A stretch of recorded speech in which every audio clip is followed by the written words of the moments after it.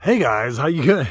It's been a while since I posted on YouTube, but today we're going to head up to Portimao and do something a little bit different because I've been speaking to this chap called Tom Stone for some time now, and he's flown in from the UK. Finally, with all the COVID requirements, etc., he's managed to be able to get into the country, and he's flown in to help me make more videos so you guys can get better information faster. So then we're going to be able to try and cover the entire Algarve with all these town videos, talk about all the kinds of things that I've been promising for ages about car videos, how to import your car, etc. More international schools videos, all these videos that I've been talking about in the comments. We'll be able to push those out a lot faster now. So I want you to meet Tom. He's a great guy, and he's coming in from Lagos to meet, and we're both going to meet at Portimao, and I'm coming in from Salbras in the east, and then we're going to meet in Portimao and take a little bit of footage around Portimao and introduce you to one of the largest towns in the Algarve. Okay, Lagos to Portimao. Here I come, Nick. See you soon.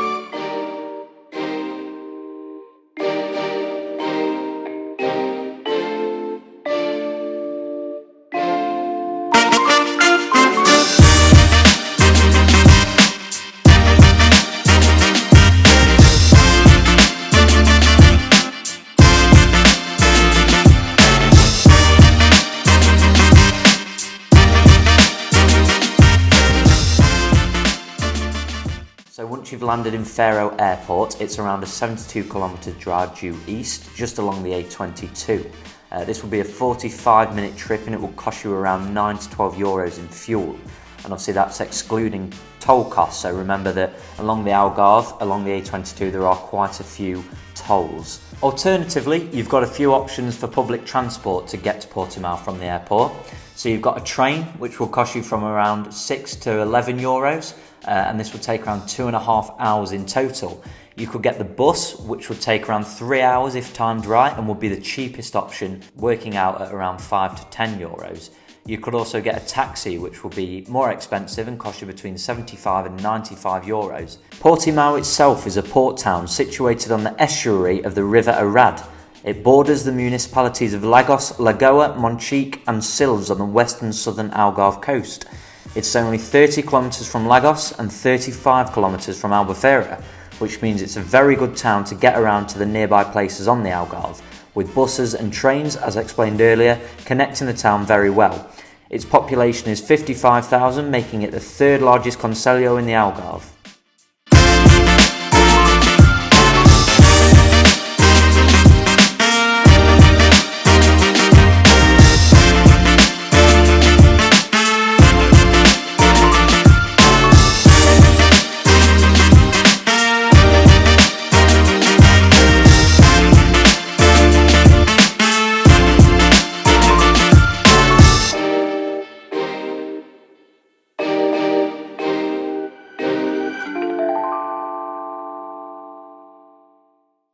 A little bit of history about Portimao. So formerly known as Vila Nova de Portimao until 1924, when it was incorporated as a city and formally became known as Portimao.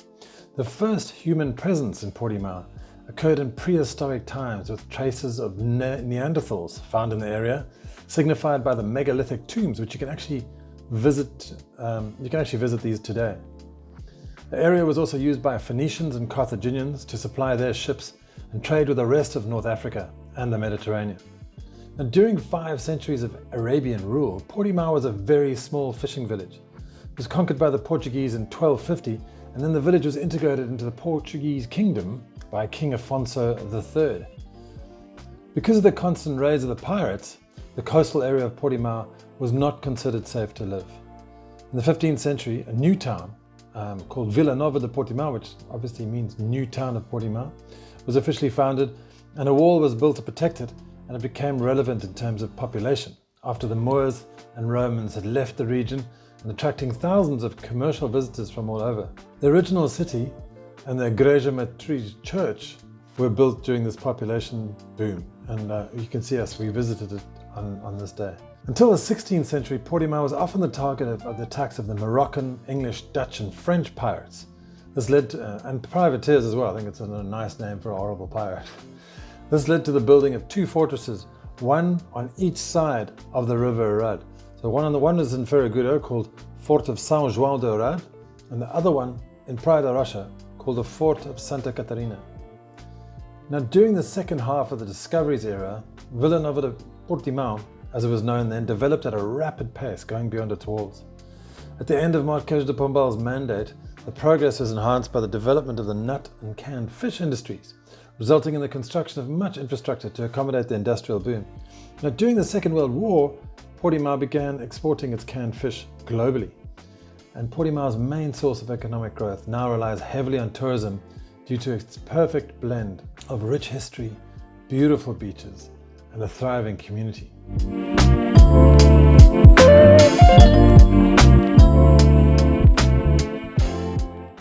So if we're talking shopping centres in Portimão, there's quite a few shopping centres all around, and originally there was one called the Portimão, was the Portimão Centre. Whoa, where are we off to? We're just zooming straight in here, and this was the original Continente in Portimão. There's a cinema in there, etc., etc., etc. Then in 2011, one of the newest centres opened, and this was called the Aqua Portimão Shopping Centre, which is right up a little bit further north, close to the 125 up here. As you can see there, it's large, all the greatest shops in the world, like Jumbo, etc., etc., etc., all around there. Great shopping, great eating, great whatever you want. And then just over the road is the Portimão Retail Centre, which is just over here. And then if you want some more, I mean, the retail centres are more like outlets, if you know what those are. Sort of, you can go and get cost price shoes, etc., etc. And then when you want to do some really traditional, go and buy your fish and your local vegetables and everything, then you can head over to the actual traditional market in Portimão, which is just a little bit further down south. So there's tons of shopping opportunities in Portimão, and if you zoom out, you can see exactly where all these guys are located. So fairly close to the centre of Portimão. There's also an abundance of these smaller stalls and markets which offer fresh fruit and vegetables, and you can find these all over Portimão.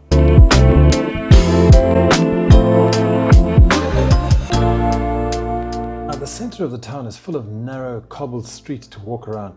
Look out for white houses with decorated chimneys, which is an Arabic inheritance from the Iberian occupation. It's typically South Portuguese, and there are many hotels, hostels and houses to rent there. Located in the Arad River estuary, Marina de Portimão is surrounded by some of the most famous beaches in Europe and is one of the most beautiful marinas in Portugal, taking on a leading position as a super yacht destination, hotly contested with Vila Moura. The apartments and hotels located at the marina were built with the most innovative technologies in order to provide guests with all possible comforts. There's also an exclusive beach for those who stay here. It's a very prestigious harbour, accommodating the world's best sailing teams. Now, Ferragudo, which is situated on the other side of the Arad River estuary, offers visitors a more quaint and secluded stay when compared to the business of Portimão. Now, if you head towards the ocean, you'll reach Praia da Rocha, which, due to its focus on tourism, has more high-rise hotels, casinos, clubs, and pretty funky bars and restaurants along the beachfront. It's the most popular tourist destination within Portimão, so the Long Beach is very busy in the summer months. And it's great to surf there. It really is a really nice surf beach. The Igreja Matriz de Portimão. The church, erected in 15th century inside the city walls. It was partly destroyed following the 1755 earthquake and renovated in the 18th and 19th century. It's an architectural triumph with lots of late Gothic influence. The Mosteiro de Batalha is a monument that served as an influence for the church's construction, which can be seen in the entrance to the church. It's a mind-blowing church full of different influences due to its various phases of construction and reconstruction. So the other local attractions are the casino, which we mentioned before. It's a great place to try your luck at gaming or dine with a silver service whilst watching a live show. Beach football. Every year, the city hosts the Mundialito de Futebol da Praia, which is organized by Beach Soccer Worldwide, partner of FIFA, in which the best beach teams from around the world compete. The same venue also hosts the European Beach Soccer League. And I remember going to this as well, the Sardine Festival. When I first arrived in Portimão, or in the Algarve, I went over there with my mate and we cruised around the Sardine Festival. It was fantastic, just sardines everywhere. And they arrived on our plate, and I was fresh off the boat from Portugal, and I don't really eat fish that much. And I looked at these sardines and I said to the waiter, I said, hey, come here. Look at these sardines, when you haven't taken out the guts. And the guy looked at me and he smiled and he said, no, that's how we eat sardines here in Portugal. But the Sardine Festival is a huge celebration of the sardine fishing industry. With live music of some of Portugal's biggest musicians. Perfect to have a beer or a wine and enjoy some famous Algarve sardines. And there are other options available if you don't like seafood, but it's a definitely a memorable event, and it takes place just near the railway bridge in Portimão.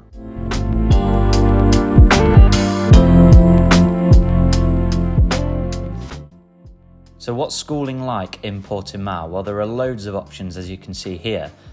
For local schools in particular, you've got loads of high schools, middle schools and primary schools, etc. There are also a few specialist schools, but we'll come on to those later. Most importantly, there are a couple of international schools nearby. So firstly, we've got the Nobel International School, and this is one of the most prestigious international schools on the Algarve.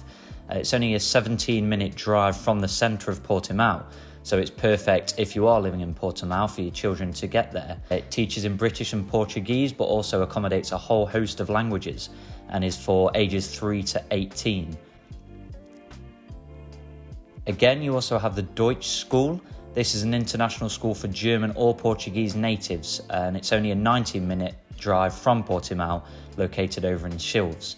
So the curriculum is in German, and the language of teaching is German and Portuguese, and they also accommodate for English and French. There are no fees for this school, most importantly, making it very good for your kids if you want to take them to an international school but don't want to pay any money for it. So there are also a couple of options for specialist schools. So we have the Conservatorio de Portimão, Jolie Braga Santos. So this is a specialised music school. So if your child's particularly interested or gifted in music, then this could be the place for them. You also have the School of Hotel and Tourism in Portimão.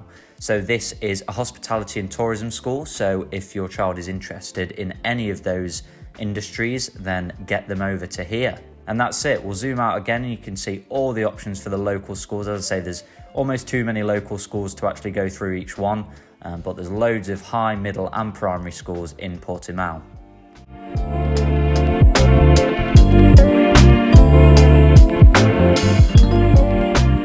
What medical facilities are there in Portimão? So there are loads of private clinics and some small medical centres, but I'll just run through the main ones for when you're there. So firstly, we have the Centro de Saúde. So this is the government medical centre for the public, available in all towns along the Algarve. This is just situated right next to Hospital São Camilo, and this is a big local hospital. So if you get into anything serious, you'll be going to the São Camilo Hospital and just, regular medical checkups, ear infections from the sea, things like that. You'll be going to the Centro de Saúde. Then, just further south on Praia da Rocha, you've got the Rocha Rocha Medical Centre, which is another medical centre located right next to the beach. So I'm sure that all day the ER team here are probably working with ear infections from the sea, broken bones from falling off surfboards, and obviously from beach football, broken bones from that. So hopefully you'll never have to visit any of these places, but that's just a quick brief rundown on some of the medical centres in Portimão.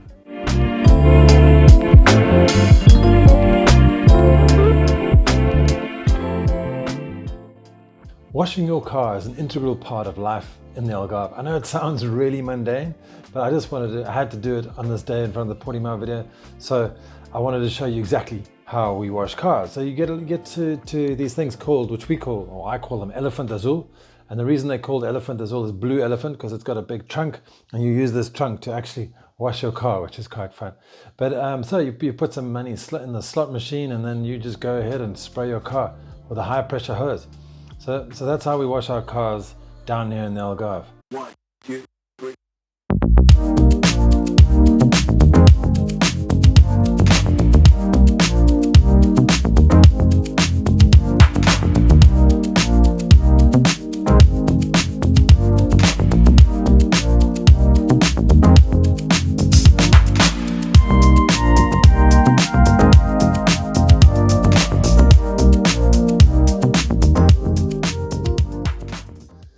The cheapest studio apartments or one-bedroom apartments on the outskirts go for around between 60 to 100,000 euros in Portimão. But as you move towards the center, they'll obviously get a little bit more expensive. For a better investment, T2 apartments or two-bedroom apartments are available from around 150,000 euros. Obviously, these are very basic prices, and you can go and look on idealista.pt/en for more information and all these other real estate portals. Much of the property available are T2 or T1 apartments with some semi and some semi-detached houses. Okay, but obviously those semi-detached houses will be more available as you move out of Portimao into the rural areas. Country houses go up to 4.5 million, but you might be able to pick up something between 500,000 and 1.5 million for most country houses and 3-bedroom houses. That's just a little indication of what's going on in Portimao real estate scene. But if you want to get involved and if you are looking for a home, please just jump onto algarveaddicts.com/home and we'll put you in touch with a really, really great real estate broker. She serves the whole of the Algarve, and you get onto a call with her, and she'll help you find a place.